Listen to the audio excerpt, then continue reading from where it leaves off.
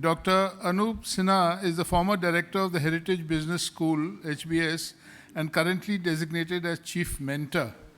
He has also served on the board of NABARD. Dr. Sinha has taught at Presidency College and the Indian Institute of Management, Calcutta. He served IIMC as Professor of Economics for 25 years. He served 3 terms on the Board of Governors at IIMC and also as Dean during 2003-2006.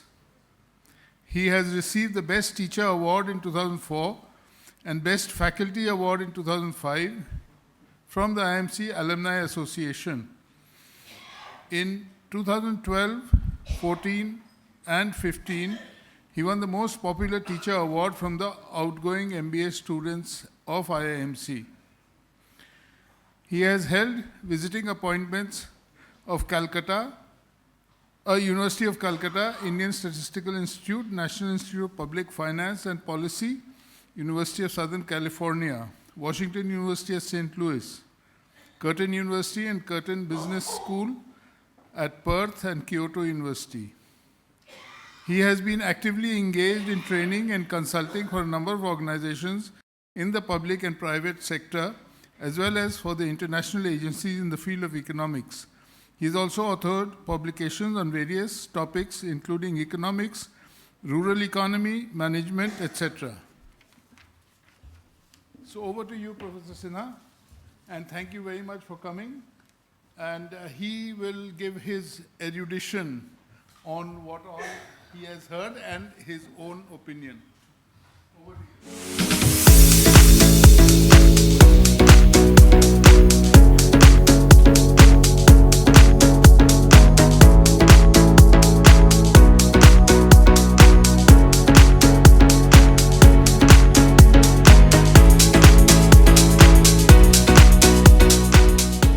Everybody, and thank you very much, GM, for your kind introduction. Usually, I don't know, websites put in a lot more stuff than you really want. And all the hype that Joydeep started about me, I feel like Virat Kohli. Now I'm nervous about sneaking to the wicketkeeper and completely sort of disappointing you by going out for a duck, but I'll try what I can. But I'll begin with something that I was having an early lunch. I had a meeting and then I came here. So my wife asked me where are you going? Will you have dinner? We have a dinner invitation. So she was very anxious whether I would be there on time. So I said, I hope to. So she said, what is the theme about? When I said CMA, so I said it's about the manager of tomorrow. So she asked me that, what are you going to speak about? So I said, Bishwa Brahmando ki kore chale. So, which means basically in English, how the universe works. So she said, what does that have to do with the manager? So I said, probably everything, because the manager of tomorrow will have to navigate through the entire universe and not merely his desk or her organization. It has to be much more broader. But that was what I had intended. I had made some notes. But I will share with you what are some of the concerns that I have about that Bishwa Brahmando, which sometimes fascinates me. I feel very elated and very joyous about things happening. And other times, bizarre sort of nightmares haunt me about the way the world is going. It's like that old, I think it's nothing very new. Some of the people were saying, I think Sandeep Banerjee was saying, change has always been there with us. Undoubtedly, change has always been there from time immemorial. There were uncertainties that our hunter-gatherer forefathers and mothers faced. So uncertainty is indeed a part of life, has always been. The nature of that uncertainty may have changed. The stakes, the payoffs from that uncertainty may have changed over time, but uncertain world we do live in. That's part of our existence in a way. But, and this is sort of quite, well, that uncertainty suddenly comes to us in terms of binaries. That's why probably Dickens wrote it was the best of times and it was the worst of times. So two completely extreme sort of situations. So in a way, today's world also is in some way, if you look at it through some particular drone's eye lenses, you are going to see it's the best of times, wonderful life. At some other angle or position of view you are going to get, it was quite bizarre, all right? So what do we have? We have on the plus side, we have a much easier life that we can navigate through, again, primarily because of technological aids that we have. We have a much greater choice of goods and services. Travel and communication have become cheaper and easy to access quite dramatically over the past few decades, particularly. New jobs are emerging where innovation and creativity are being rewarded. We heard about that. And those with tech skills and talents can really earn and think of a career prospect that is quite daunting, which my generation, or certainly not my parents' generation, ever could even think about. It was not in their ken. Technology is providing faster and more accurate solutions to problems of production and distribution. On the other hand, we have rising economic inequality, which is quite extreme, to say the least. So you have the super rich 0.1% of the global population earning and enjoying the wealth, which is about 80% or so. So it's that kind of discrepancy that we are looking at, and this seems to be creeping up. There's no control, and if you do talk about this in political policy circles, this is not heard of with any empathy or any kind of anxiety or apprehension. We have religious intolerance growing, we have xenophobia growing, a globally disintegrating middle class that seems to be disappearing all over the world. We have those people who still continue to do the menial tasks, and you have the super rich along with their sort of minions, if I may say, the next 5% maybe, who work for the 0.1% super rich. And there are dangers of climate change, sustainability. There are wars and international conflicts all over the place. And certainly business, the world of business is changing at an astonishing pace. I'll talk about those a little later on. And of course, information is the new emperor, data is the crown prince, and self-learning machines are set to rule the world. Okay? So it's quite different, and democracy, if I might say, is really on the back foot, at least the kind of democracy and freedom that we associate with, this quickly speaking, second half of the 20th century. 21st century seems to have disrupted all of those. So on that Bishwa Brahmando, I will talk of 4 sort of changes that are happening that I can visualize. One, of course, and these are again, all of these are, in some sense, not all of them are binary changes depending on how you look at it. One, of course, is technology. A lot of things have been said about technology. I will add my 2 bits in a way. Second is climate change, but I don't want to talk about climate change. I think we use the wrong words. It has to be something about sustainability, of which an unsustainable growth enterprise of the human race. Out of that, climate change is one, arguably the most important problem, but there are 5, 6 other equally important problems that we do not talk about so much.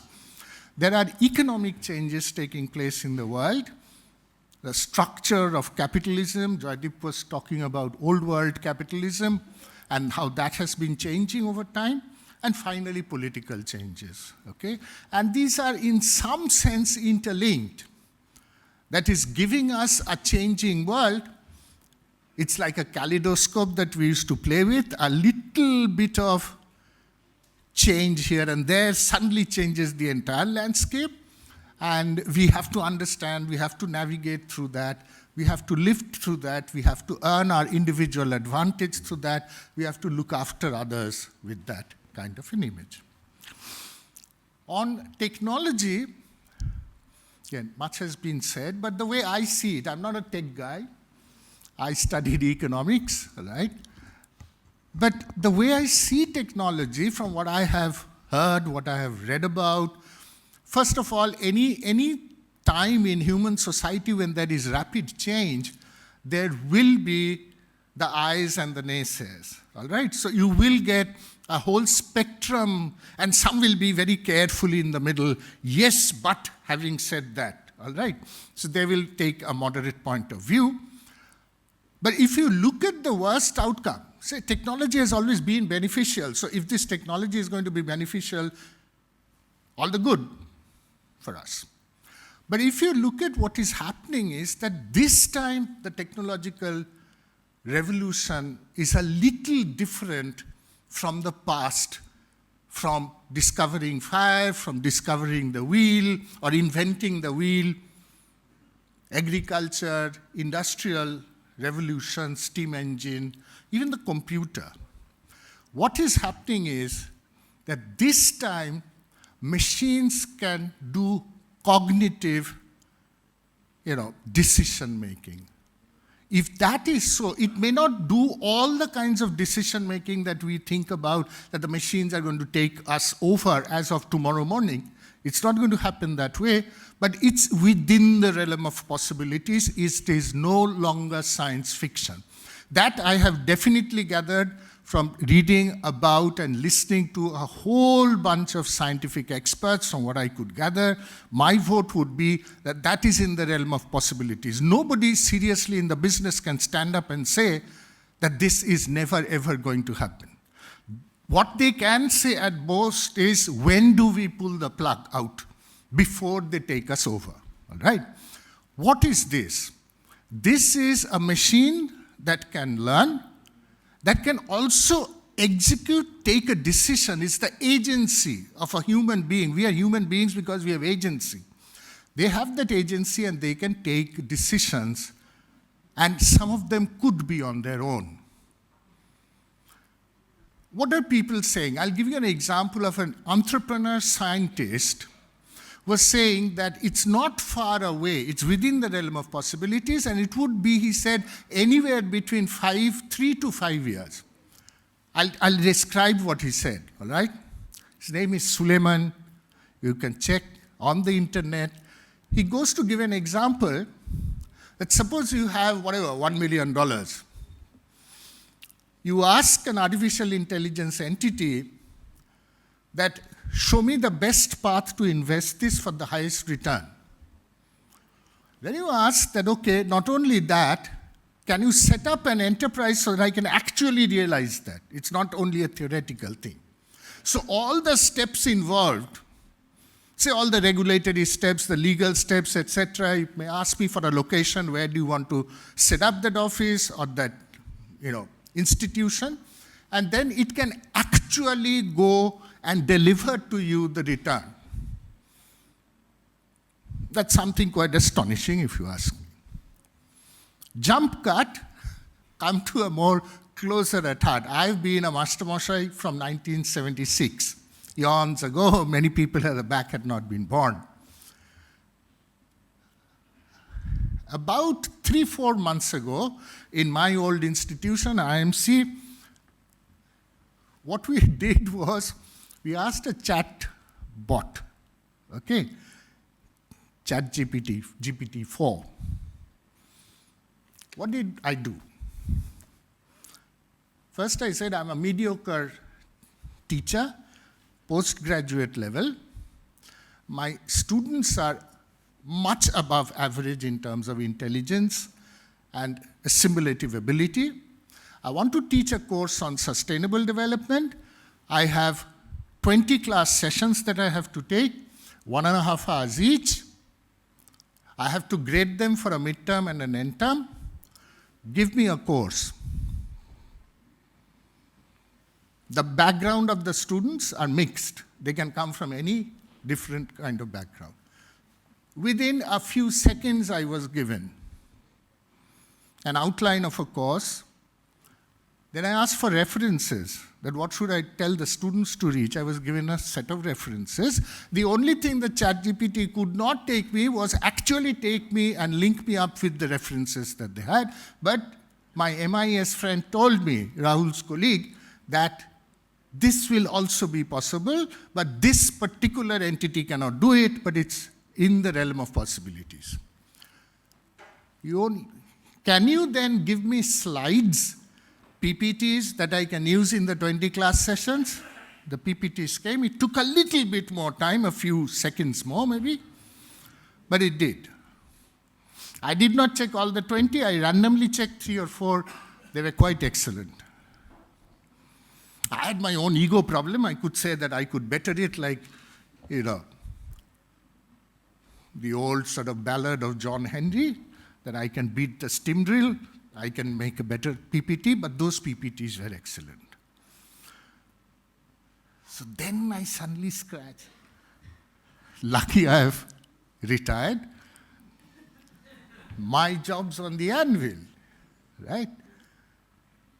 Anybody can only think now it's a very routine thing for a machine to come and yap away in the classroom, handle questions. That's not a big deal.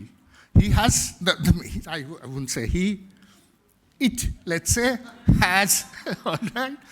It has the material, it knows the boundary within which it has to sort of pitch it.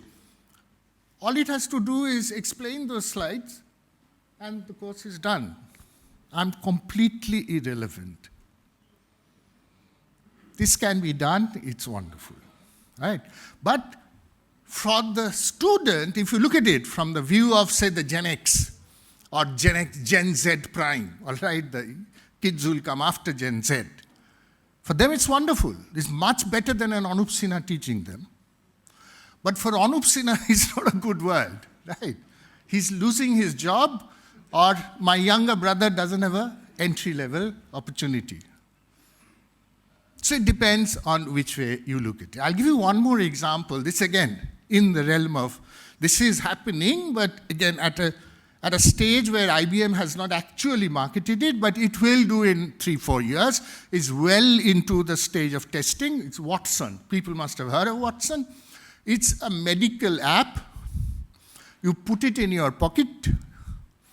On your smart device, you have a built-in chip inserted inside you, and it will have your real-time, all kinds of medical parameters being monitored. Not only that, it will have everybody else's, particularly, say, males in the 70s age group with hypertension, diabetes, whatever else I have, everything all put together. Now, what is happening? It will give me an early warning. Tomorrow you're going to get fever. Take vitamin C, rest. You don't have to go to the doctor. B, you are developing a gallstone. Go to a surgeon. Find out you may require surgery in the next few weeks. When I go to a doctor, look at the efficiency aspect. When I go to a doctor, he knows me, let us say, my GPs are getting out of fashion. But suppose he knows me, and I tell him that, I have fever and I have tummy trouble, whatever. He has 10 minutes, he has a waiting room full of other patients. So he quickly takes a call, given my history, very imperfect. And that day he was not feeling well. He had an altercation with his wife before he left. He himself was having a headache. His blood pressure was a little high. All right, so he takes a quick call and says that, Anup, go and have this. Or maybe do a couple of tests and come back to me. Mr. Watson will never feel that. Again, Miss Watson will not feel that. Watson is never tired. Watson is constantly updating the total database, as well as real-time monitoring all my parameters. Excellent news for me, particularly if it's affordable. What about doctors? Okay, what about nurses? What about You probably still need doctors. I'm not saying the world will be without doctors, but you can take a very quick call. The number of doctors required to fulfill all these tasks would be considerably less. There'll be far more dependence on robots that can do routine. Already operations are done by robots. It's not science fiction. We can do that. So you're looking at an array of things, but what is the bottom line here? The bottom line is we are looking at, and this is quite stunning, if you sort of stop back and think about it, we are seeing for the first time in the history of the planet inorganic life. Even there are people who are saying that robots can be taught to have emotions. After all, emotions are also algorithms. You get the correct algorithm and you can devise, and the triggers will be set in when to react to what. Okay? That is quite stunning if you look at it. This is not saying necessarily that they'll go rogue. God help us if they go rogue. But the thing is that if we have a digital species which is more capable than we are, wouldn't there be a natural tendency to dominate us? That is one worry. And I'm going to pass in a few years' time, but the chap who is like 15, 16, getting into high school, looking at a career ahead, these are the things that might have to be navigated through, which is much more complex than what we teach them at IMC, okay? Second is climate change, all right? We still talk about climate change, but we have this feeling, again, somebody was mentioning, I think Ambarish was mentioning that, or Jaideep, we don't know when it is going to happen, where it is going to happen, what time, whether Bangalore or Kolkata. The predictions made, yes, there could be far less adverse impact of those than we know. But whatever we know, what we can understand, the adverse effects are going to be pretty much high. I'll give you just one example you have had.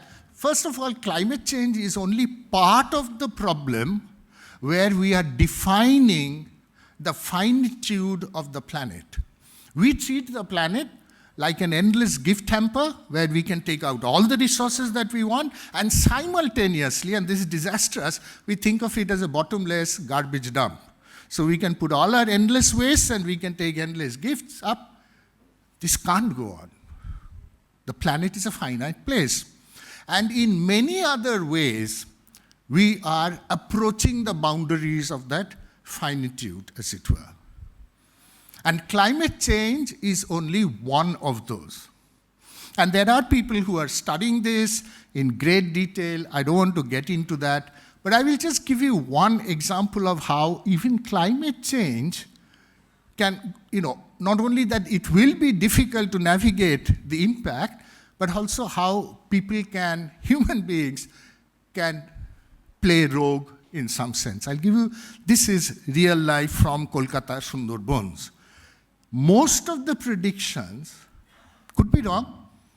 Nobody is saying that predictions are always 100% correct. We are not yet God. Is that by 2030 to 35, and this is IPCC's prediction, Kolkata will be underwater. Now, Kolkata being underwater, again, sounds quite alarming, right? We are going to drown and better look for a flat at the 35th level or whatever. No, they're saying Sundarbans will be flooded, and therefore the water level in Kolkata will be like 3 to 4 inches. Now you can say 3 to 4 inches is nothing. We navigate through that much worse than that entire monsoons. But think of that being a permanent feature. 4 inches of water, permanent feature in Kolkata. It's not going to be very healthy. All while this was being done, I'll give you just one example how people can fish in troubled waters, literally. During the COVID year, 2021, there was, 2021, people were crazily digging out health data, right? So there was somebody pointed out that there was an outlier statistic that in the Sundarban area, close by, there was an astonishing rise in the number of women having to undergo hysterectomy. That's a surgical extraction of their uterus. This could happen to some woman, it's not unknown. In fact, at some age, it's quite prevalent also, but suddenly there is a sharp rise, so some people actually started finding out what was happening. To help the poor people of Sundarban, there's this group of doctors who go there to practice.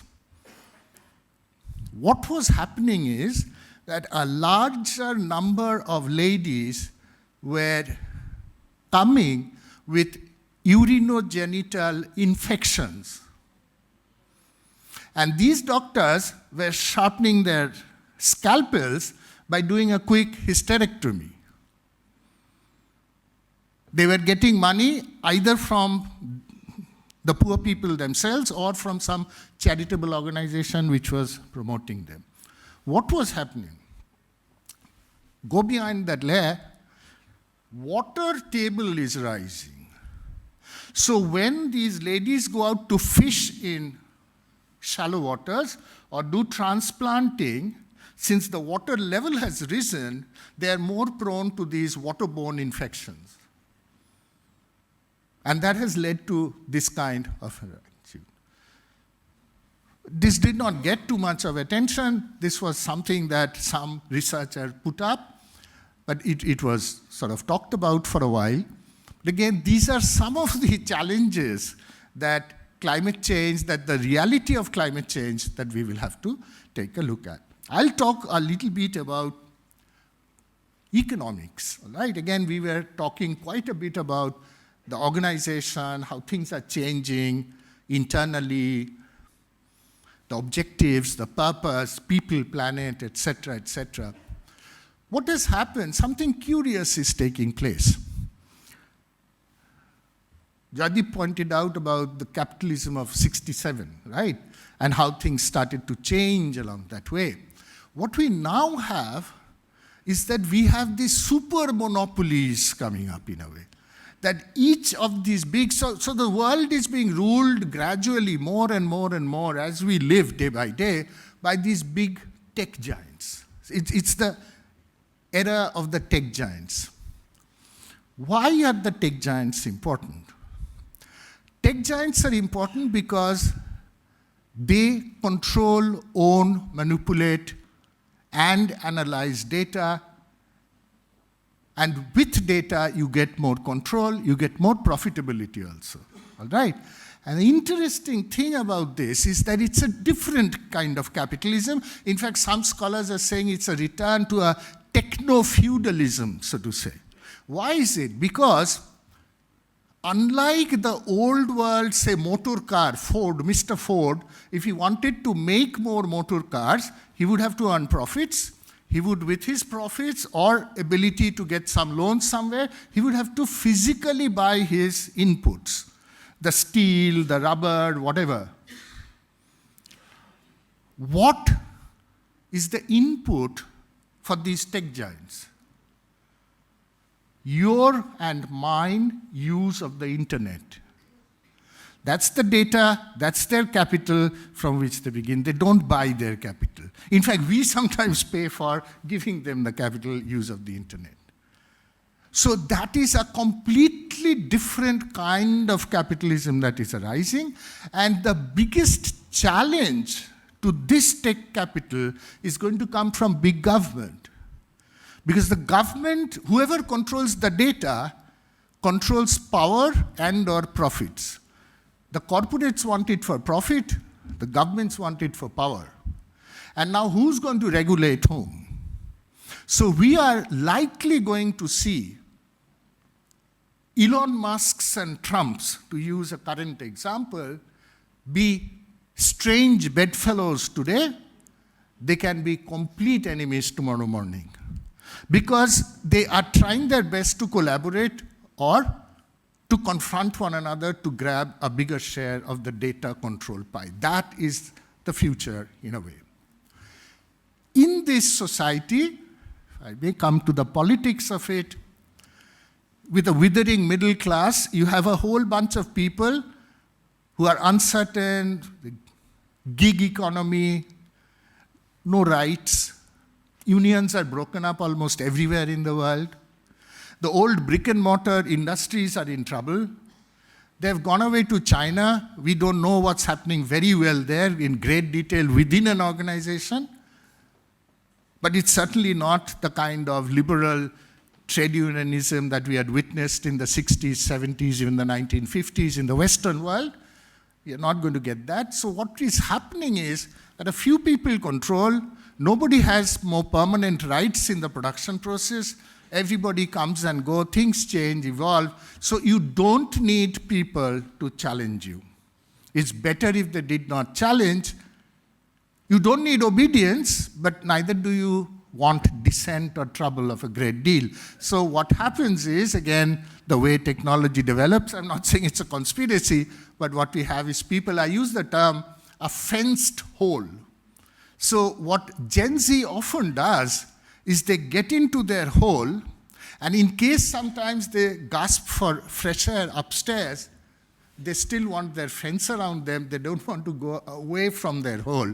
They will dig deep again back into their hole. Right? So it's like a fenced hole where they live in.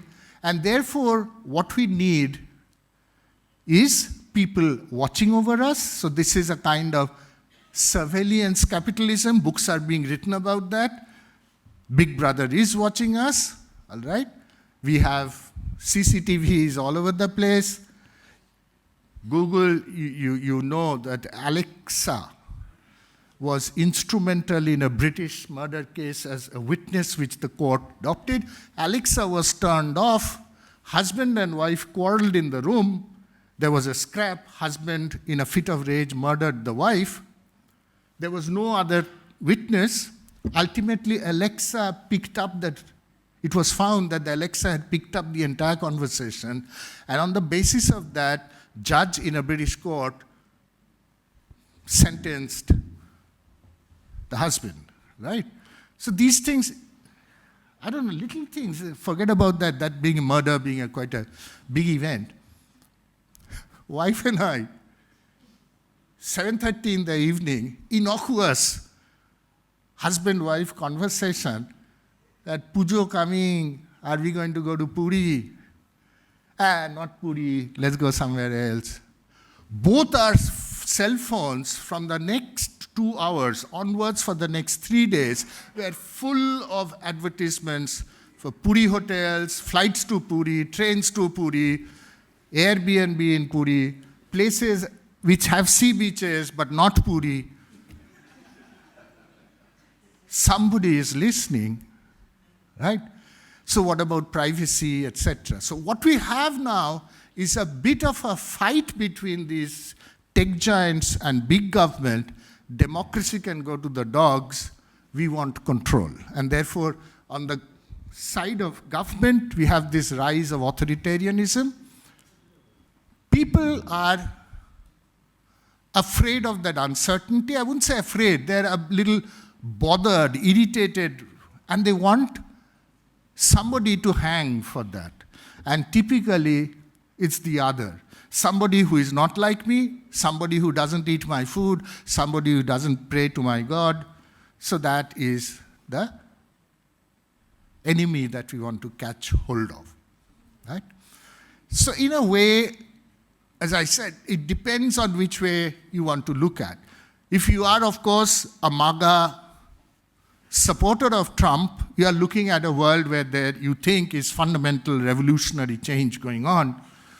For most of us, it's a dismal backtracking into the past, right? Into almost, in my opinion, the medieval ages. So it depends on which way you look at, whether it's half empty or half full, but don't stop there. We were always told that, it depends on whether you see the glass half empty or half full. Ask a different question, and I'm going to stop there. Do you want to see it full, or do you want to see it completely empty, down the road. It depends on us whether we fill it up or we drain it out. Thank you very much.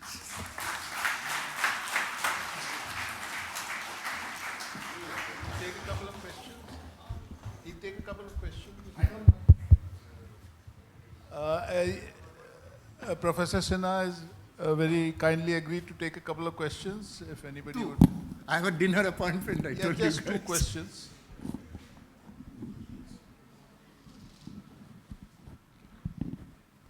Here's a question.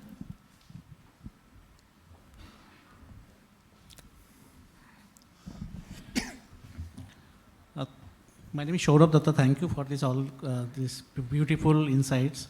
My question is, how, in the current circumstance, if you see in the global political or socio-political scenario, though, there is a ultra-rightism or maybe the nationalism or something is getting too much high, and it is a riser side for whatever it is, whether it's a Western world or, Arab world or anywhere. So some sort of kind of either based on religion or based on nation or something is being very much getting dangerous kind of things. We can see our neighbor Bangladesh, what is happening.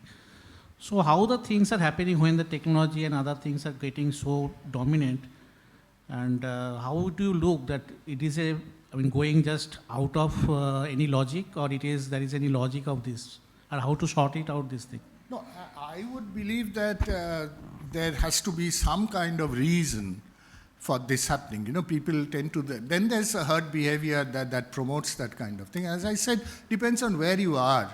And you could be in a good place, you could be in a bad place. As some people are saying that, the reason why Trump got this kind of support was because people who were replaced by the globalization changes and industry, brick and mortar stuff going away to China, but they were not part of the goodies of Silicon Valley. A 53-year-old steel plant worker or a Ford motor car worker is not going to get a job in Silicon Valley. So they feel left out. They feel that the government in Washington neglected them, and they want to punish them, and so whoever is against them is my friend. All right? So that's one kind of reasoning. Why does Trump do that? I think Trump has a different agenda, that he as a billionaire, and he has his cronies of billionaires there, including Elon Musk, who could be a temporary bedfellow, who wants greater control. And these are minions who can be used for that greater control into a slide.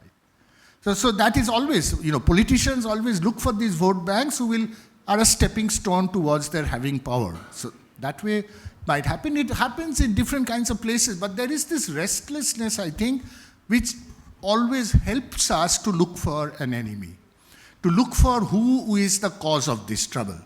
It doesn't matter whether it's true or not. We don't fact check always. Whoever most of us feel comfortable with in defining as the enemy becomes the enemy. All right? And this is in a world which is being told post-truth. In fact, I am being completely honest. If I scroll through YouTube and all the things that I listen to, some I can make out are propaganda, either way. Some I just cannot, but at the end of it, I'm left with the feeling, was it okay? Was it right? Or is this made up? All right? So that is always there, I would say. But anyway, I'll take just one more if there is. Okay. If there is.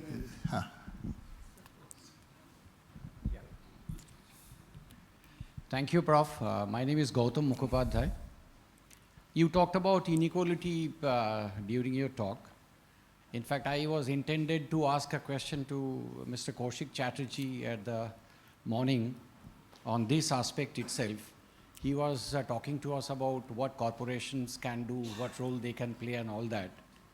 So now we can very often see the Forbes lists and a lot of billionaires and millionaires' name are getting added. Although the governments have come up with socio-economic schemes, both central government, state government, corporations are doing CSRs and all that, even then the inequality is rising.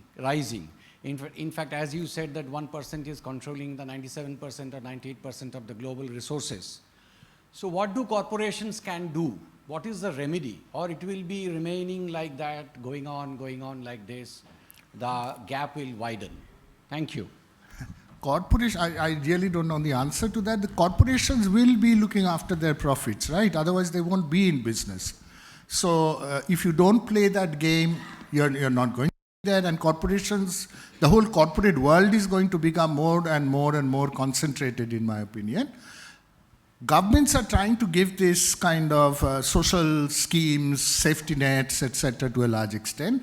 What people are talking about, that if you are now looking at, say, 10 years from now, as I said, there's a disappearing middle class, and also a large number of standard jobs are going to go a-begging. There will be new jobs created, but those will be, I don't know the numbers, but they will certainly be for the super intelligent types. Because they will have to navigate that world of complex robotics and machine learning and artificial intelligence. That's not for the average guy. So there will be what many, again, scientists are saying, and social scientists, that there will be the rise of a big useless class, people who are unemployable. What do you do with that? From the economics of it, you hear voices being raised about the beginning of a universal basic income where somebody will have to pay. Because again, if you can't, Amazon can't keep on selling more on their platform if there are nobody else to buy. I must have the money to order something from Amazon. But if I am in a horrible state, then obviously Amazon will suffer. So there has to be some purchasing power in society, and that may be coming from the government in terms of a dole that is given out. Again, it might look, for a very creative person, it might look that, oh, I don't have to work, I can paint pictures the whole day, but then a machine can paint much better pictures than you can. All right, we already have a full movie which is to be released, which has been done completely by AI. Okay? So, okay. So I think I'll stop. Thank you so much, and I'm afraid he has to leave. Big hand for him. And May I request Mr. Vibhor Tandon, Treasurer of Calcutta Management Association, to please come up on stage. And Mr. G.M. Kapur is, of course, here. May I request both of them to kindly felicitate Dr. Anup Sinha.